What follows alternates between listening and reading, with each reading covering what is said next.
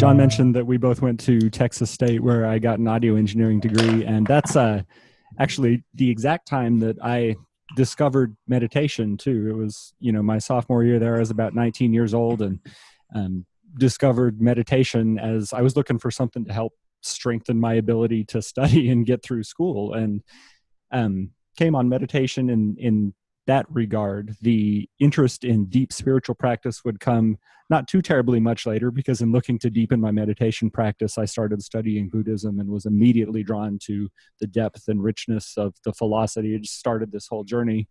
But at that time, I started experimenting and composing my own brainwave tracks. And, I was doing everything by hand, then researching different frequencies and getting my keyboard out and building all the tracks and experimenting and composing and testing them on myself for primarily meditation at that time. But I was, with the lack of other research available to me at that time, doing a lot of my own experimentation and taking really good notes about what kinds of things worked and what kinds of experiences I was having. So I continued to do that on my own for a long time. And some of you may have heard or read on my biography page on iAwake, or just heard us talking, that I write as well. And before I met John, I was working primarily as a full-time fiction author, and working with a really intense schedule to publish Kindle books and make them as good as I could, as quickly as I could, to keep up with the demands of the audience. And there's a whole wonderful industry coming up around that. When the idea occurred to me, I started making a lot of connections that my writing was always so much easier and so much better when I tapped into this place of a flow state. There is something that you will hear writers talk about sometimes, where it feels like the characters are writing themselves and the actions are happening themselves, and you become just a conduit for all this stuff to happen. You can't keep up with your fingers. But I found that it was not always easy to get there. And I thought that brainwave entrainment, that I had been doing for so long anyway, would be a perfect tool to start to work with that. But in spite of the quality of some of the programs that were existing, I couldn't find anything that quite did it for me the way I wanted to. So I took it upon myself to create my own, and developed my own series of tracks to use while I was writing. And that's really kind of how this whole thing started. This was even before I met John. I had been using this on my own to help with that. There are a series of tools that all fit together in a very particular way too. John was talking earlier about the warm-up track, and this is one that really traverses the whole spectrum of brainwave frequencies, all the way down into delta range and all the way up to gamma, and then it drops you back off in alpha before you go.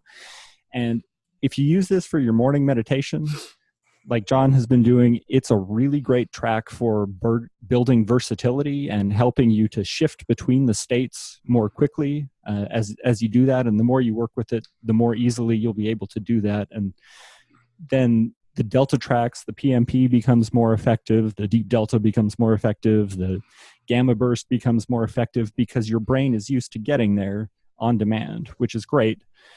But there's something else in all my research of flow states that I had uncovered. And the reason it's named warm-up is because I like to use it immediately before I start writing for the day. Yeah. Flow states happen in sort of a cycle where we start with a struggle phase and then move into a release phase before we hit flow. And then we need to recover when that's done. So when you listen to the warm-up track, you start with a quick meditation, and it takes you up to the very high frequency brainwave states that are much like what's going on in your brain during the struggle phase. And then it brings you right back down to alpha, which is the release that happens to pop you into flow. So you listen to warm up, and then you put on the flow track, and you'll find that you enter the state in a quick and effective way. There are also a couple of tracks for, one is a deliberate high focus track. I found, again, while I was doing my writing, that creating a rough draft requires a certain amount of freedom and creativity and the ability to let go and go with the flow and just get the words out. In flow states, we talk about selflessness, timelessness, effortlessness, and richness. And it's beautiful when all these things come together, a wonderful place to be. But part of that too is that your critical brain, your super ego, I guess, your focus state is not looking at details necessarily the same way, which makes editing, for example, different. It requires a different level of cognitive functioning. Right. So I created another track there for focus. You can, or I used it while editing. There are plenty of good potential uses for it. There's also another track called Breakthrough, which is really used for the kind of deep inner explorations that go, in my case, along with brainstorming, coming up with characters, coming up with plot ideas, exploring what could happen in a situation. And when I needed to have those brainstorms, when I got stuck on something, I would do the breakthrough and just kind of let my mind wander and see where it came up with. Had some really good insights working with that particular track. And that's what it's designed to be used for as well.